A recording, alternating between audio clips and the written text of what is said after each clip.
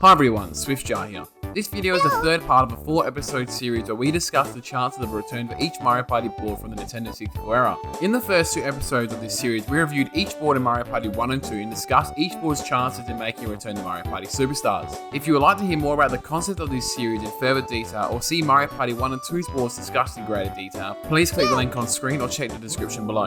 Today, we are going to be reviewing Mario Party 3's boards, and like the first 2 episodes, we'll be discussing how likely each board is to return to Mario Party Superstars. This is based on how distinct they are from the already confirmed boards and mechanically how they play versus confirmed boards. I will then go into further detail on how each board could be improved if they were to make a return to Mario Party Superstars. At the end of the video, I will then list how likely they return based on a 4-category system, being very likely, likely, neutral, and unlikely. I will then also list my own personal ranking of my favourite Mario Party 3 boards, which will serve as a premise of what I would like to see return to Mario Party Superstars. Please note, I will not be discussing Woody Woods in this video, as I've already discussed this board and the changes it has received in my first video. Please click the link on screen or check the description below if you would like to watch that video. And before we crack on into this video, please remember to like and subscribe if you would like to see more content. It honestly is really motivational and I appreciate all your feedback as I see it as an opportunity to grow. Mario Party 3 is the third installment to the Mario Party series and is the last one for the Nintendo 64 era. Mario Party 3 sees 2 newcomers to the series being Princess Daisy and Waluigi. Mario Party 2 felt more like a refinement of Mario Party 1. This was by removing minigames which broke controllers, removing the harsh punishments present in both the minigames and boards, and adding innovation to the gameplay such as items and dual minigames. The core gameplay, however, still remained unchanged. Mario Party 3 takes the innovations that came with Mario Party 2 and enhances them further. This time around, there are 70 brand new minigames and 6 new boards. Before we get into the boards, we need to discuss the base mechanics. All the normal spaces return from Mario Party 2, however there's a new addition in the form of the Game Guy space. Landing on this space or being forced into it from a Game Guy coin will see the player forfeiting all their coins, with a chance to win back more. It's essentially gambling. These Game Guy spaces don't appear to be on the box side of Mario Party Superstars, however at the time of recording this video we don't know if they will make a return or not. In Mario Party 3, you can now hold up to 3 items and can also throw items away. There are also a lot more items this time around, so much so that added them to 2 different item stores, one run by Toad and the other one being run by Baby Bowser. All the items from Mario Party 2 are back with several new items, my favourite being the Boo Repellent, which can add further strategy to the game. Now getting into the boards themselves, the main difference with Mario Party 3's boards is action time. This is where you, the player, interact with a board event. Action time usually involves the player pressing the A button on the controller for something to happen. This usually comes in the form of avoiding the board obstacle, which will send you away from your path, but this varies from board to board. This can test both skill and strategy, which provides each board with more identity than they'd otherwise have. We'll discuss each board's action time when discussing each individual board. The boards themselves have some unique themes that are utilised very well. There are 6 new boards in Mario Party 3 with 1 being unlockable. First up, let's discuss Chilly Waters. Chilly Waters is a winter-themed board in Mario Party 3. Fitting the winter theme, Chilly Waters is filled with several penguins and Mr. Blizzards. The board is set during the day, however a portion of the board takes place throughout the night, serving as a winter wonderland with Christmas lights and an igloo. This board really captures the winter season. Chilly Waters is home to a brand new NPC who is a giant Mr. Blizzard. The giant Mr. Blizzard is located at the top of the board. If a player approaches him, they'll be asked if they want a giant snowball to be thrown for a fee. Happening spaces scattered around the board will also initiate the giant Mr. Blizzard to throw the giant snowball. Chilly Waters contains 2 central gimmicks, the first being the action time where you have to avoid that large snowball Mr. Blizzard throws. Jumping over the snowball will maintain your position on the board, however idling will push you along the path the snowball is travelling. This occurs on the outskirts of the board. This can cause players to miss notable events like Boo and the Star. Travelling through the middle of the board also comes with its own risk. This is due to the frozen lake in the centre of the board. If 2 players are standing in the icy section, the lake will begin to crack, sending both players back to the start. I personally love the gimmicks in Chilly Waters. There's a lot of conflicting strategies which take place here. Only gimmick I'm not a big fan of is exiting the icy area in the middle. This is due to it being luck-based, and you could hypothetically be stuck here for the entire game. Going through the middle section could act as a shortcut to the start, or you could potentially go the long way around and hope to activate a snowball to make your own shortcut. I find that Chilly Waters has great incentives for players to hold their skeleton keys. Here you can use it as a shortcut to Boo and a way to avoid the icy middle section. Overall, Chilly Waters is a star hunting board with plenty of junctions that offer players lots of choices on where they want to go. The only BS you encounter is the ice breaking. If Chilly Waters were to make a return to Mario Party Superstars, I would make passing the icy section in the middle of the board less luck-based, perhaps creating another similar action time space to leave. So what are Chilly Waters' chances in returning to Mario Party Superstars? Ice in the middle is a very unique idea, however it is slightly similar to Space Sand's gimmick of Bowser's laser beam. Aesthetically, it is very unique with only 2 snowboards in the entire Mario Party series, and this being the only one in the Nintendo 64 era. For me, this is in the likely category. However, I personally would really like to see this board return as I'm a huge fan of it. Now onto a more warmer location in Spidey Desert.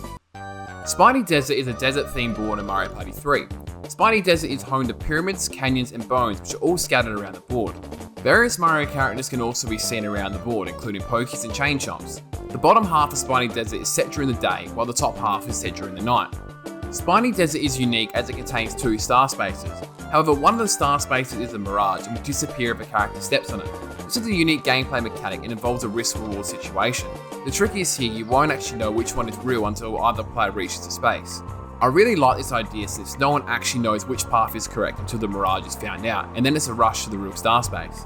Ultimately, someone's taken that 50-50 plunge and it can lead to some hilarious reactions.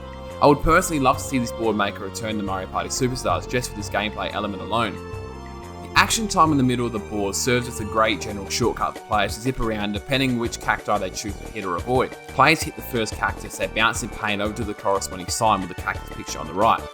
However, if they hit the second cactus, the one with the flowers on its head, they bounce in pain over to the corresponding sign with the cactus picture on the left side of the board. Skeleton keys on this board are fantastic as well. One gate cut through the middle of the board, where the other allows you to access Boo. At the top and bottom half of the board, there are 2 giant circular sandpits with happening spaces located near them. If a player lands on one of the happening spaces, they'll be transported to the opposite sandpit along with any characters in the path around the pit. It isn't really that big of a deal. However, there is a lot of happening space around these areas. It can happen quite frequently, and with the Mirage Star gimmick, it can already feel a bit too luck-based. If Spidey Desert were to return to Mario Party Superstars, I would decrease the amount of happening spaces in the sandpit areas. I would also not include the golden pipe or magic lamp or make it very limited. This is because it takes you straight to the right star space. It kind of ruins the point of the actual gimmick of the board. Overall, Spidey Desert is a really solid board with a cool luck-based twist. I really enjoy it. So what is Spidey Desert's chance of them returning to Mario Party Superstars? I honestly believe Spidey Desert is very likely. It's similar to Westerland being a desert board, and mechanically it doesn't do anything the already confirmed boards does, due to the Star Mirage gimmick. In my opinion, this is the most unique board compared to the already confirmed boards. Due to this, I'm placing Spidey Desert in the very likely category. Next up, we're going to the opposite biome in Deep Bloober Sea. Deep Bloober Sea takes place in an underwater type environment. The board is filled with many different life forms, including Cheep Cheeps, Bloopers, and Sushi the Shark. The board contains natural formations like volcanoes. It also includes sunken submarines and ships, which add to the overall atmosphere of the board. It's really quite neat. Deep Bloober Sea is separated by a giant blooper's nest, splitting the board into 2 halves, one being the top half and the other being the bottom. Here you start at the bottom of the board with various chances to circle back to the start. At the left middle section is the junction that will decide whether you circle back or access the top of the board, much like Peach's birthday cake. The player will interact with a familiar face from Mario Party 2, being Sushi the Shark, who makes you choose between 4 buttons. 3 of these buttons let you pass, and the 4th will launch a torpedo at you, sending you back to the start. The only other way you can make it to the other side of the board is by landing on a happening space. Here a blooper will carry you across whether you want to or not. It is uncommon to be stuck at the top or bottom due to bad luck, which can be quite frustrating because the majority of the stuff is locked to the top of the board. Action time even takes place at the top left of the board. Here there is a giant pink anglerfish in front of 4 happening spaces. When a player lands on the happening space, the anglerfish will point the arrow on its head into one direction. The fish will then start to consume air, dragging the players near the happening space into its mouth. If you like the direction, let the fish have a snack and spit you in the direction on its head. But if you're uncomfortable with where you're heading, players must press the A button to escape from the anglerfish's mouth. I personally love the underwater aesthetic of Deep Bloober Sea. I wouldn't change much about this board if it were to make a return to Mario Party Superstars. It was designed this way for a reason. So what is Deep Bloober Sea's chance to return to Mario Party Superstars? Unfortunately for fans of this board, it is mechanically identical to Peach's birthday cake. Both boards have the same meaning of not knowing in the slightest of where you end up. You can pick a route, but only luck will decide if you'll actually make it there. However, aesthetically the board is unique, as it's the only underwater board in the N64 era. I'm placing this board in the unlikely category. This is just due to the gameplay similarities from Peach's birthday cake. Next up is Creepy Cavern. Creepy Cavern is an underground cave home to a minecart railing system and where a giant womp blazes about in the middle of the board. The cavern is inhabited by wonts, thwomps, lava bubbles, and a dory. The railway is the main gimmick of this board, but only really affects anything if you're on the tracks. Unless you have a skeleton key, the only other way you can access the other part of the board is by getting a ride or being chased to the other side. And that is where Creepy Cavern's action time comes into play. Action time here happens when one of the players is stopped by a thwomp and accepts this offer to ride on the minecart for 5 coins. Players then have to time their jump to get on, or they miss the ride to the other side of the board. The minecarts also appear when players land on a happening space that is located on the tracks. In this case, Thwomp rides the cart to the other side, chasing all players in the way to that side as well. You can essentially move yourself and the minecart to the other side of the board, potentially screwing over your competition or taking you where you want to go. Another feature of this board is the Womp King, who is always sleeping on a rock above the lava flow in the middle of the board. He blocks either the right path that leads upwards or the left path that eventually takes players to boot. Players can land on happening spaces in front of him to make him turn over, but that is also achieved if a player gives him a certain item that he wants, such as a mushroom, poison mushroom, skeleton key, etc.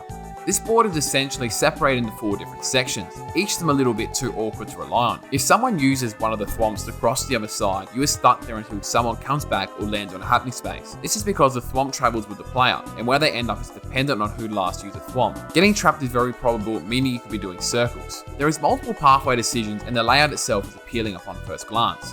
If Creepy Cavern were to make a return to Mario Party Superstars, I would make it so you could simply travel on the tracks and make spaces on them. The board could then focus on the Womp King as its central gimmick. So what is Creepy Cavern's likelihood on returning to Mario Party Superstars? Creepy Cavern is essentially an island hopping board without any islands. Aesthetically, this board is unique within the N64 era, being the only board set within a cavern. And there's a lot of small details within this board which would look fantastic with a glob on the Nintendo Switch. There is no gimmicks in Creepy Cavern. Instead, you're traveling between 2 halves of the board. Due to this, I'm placing Creepy Cavern in the likely category. Next up is Mario Party 3's finale board, Waluigi's Island. Waluigi's Island is the unlockable board in Mario Party 3. Waluigi's Island is an island created by Waluigi. It's full of traps, tricks, and even put a bomb on the island, so watch out. It's an island based on industry and cleverness. Piranha plants even found working in cranes. The board is a nightmare, not in terms of quality, in terms of living nature. The board is full of explosives, traps, and mechanical gadgets. This board is genuinely chaos. Waluigi's Island starts out immediately with a roundabout of explosives, where after the counter reaches 0, the entire space will explode, forcing every player in the radius to lose all their coins. You decrease it by landing on happening spaces. You want to get off this island ASAP, but it's not as easy as you need to play an action time event, where a robot will determine which of 4 directions you're going to move. You do have control over action time, however the arrow will stop in whatever direction you press the A button. Adding to the chaos, one island in particular has a set of 17 spaces that all share the same properties, and will change with each turn. As you can imagine, you can get seriously unlucky with this gimmick. For example, you could end up with complete Bowser spaces or Game Guy spaces. Even the skeleton key here is useless. All it does is delay your visit to the bomb circle.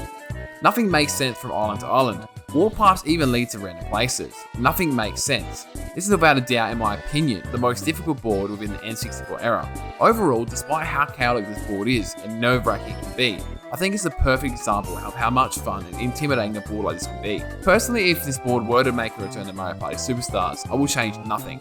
It was meant to be difficult, so I really believe they achieved what they were going for here. So what's Waluigi's Island's chances in coming to Mario Party Superstars? There is currently no finale board confirmed yet for this game. Unfortunately, while I believe Waluigi's Island is the best board to bring back to Mario Party Superstars to act as a finale board, I don't think it stands out as much as the other 2 from the previous games. That's just down to the fact it doesn't include Bowser and isn't fiery and red. It doesn't come across as just as evil as those 2, while it is. Gameplay wise, this board is quite similar to Bowser's laser beam in Mario Party 2 Spaceland. Due to these reasons, I'll be placing this board in the neutral category. However, its chances would definitely be increased if a finale board was confirmed for this game. Alright, now that we have individually discussed each board for Mario Party 3 and based their likelihood on returning to Mario Party Superstars based on how distinct they are and mechanically how they play versus the confirmed boards, we will now summarise our discussion by showing a tier list ranking on each board's likelihood to return. As we've already discussed the reasonings, this will just be summarised in the overall rankings. Alright, to recap the scoring system, it's based on 4 categories, being very likely, likely, neutral, and unlikely. Then after this, I will then rank the boards in terms of my personal favourites, which will essentially be what I like to see return to Mario Party Superstars. Alright then, let the tier list begin. Starting with the confirmed category, we have Woody Woods, which can be seen from the box art. Now to the unlikely category. The most unlikely board in Mario Party Superstars for Mario Party 3, I believe, is Deep Blue Sea. Now moving on to the neutral category. The only board I have in the neutral category is Waluigi's Island. This board would be certainly higher up on the list if there was a board acting as a finale board. Now moving on to the likely category. First up, we have Creepy Cavern. Secondly, we have the Winter Wonderland in Chilly Waters. And finally, moving on to the very likely category. Here we only have one board being Spidey Desert. In my opinion, this has the most unique gameplay gimmick from the entire Nintendo 64 era with the Mirage Star. The desert theme is also really cool and unique. Now time to rank these boards in terms of my personal favourites. This is essentially the order in which I'd like to see Mario Party 3's boards return to Mario Party Superstars. Going from least favourite to favourite Mario Party 3 boards, we're starting with Deep Blue Sea, Creepy Cavern, Woody Woods, Spidey Desert, Waluigi's Island, and my favourite board being Chilly Waters. Alright, that summarises my Mario Party 3 board order and forecast for Mario Party Superstars. If you enjoyed the video, please leave a like and subscribe for more content. Next video will be summarising the entire N64 board's chances by summarising all the information discussed in the past 3 videos and potentially what boards are rivaling each other from across the series. I'll then create a final likelihood tier list and also create my own personal favourite tier list from the N64 era. Please let me know in the comments which Mario Party 3 boards you think has the highest shot to return to Mario Party Superstars. Let me know what your favourite boards from Mario Party 3 are. I would love to hear from you all. Thanks again for watching, I'm super grateful for your time and all your feedback will be appreciated.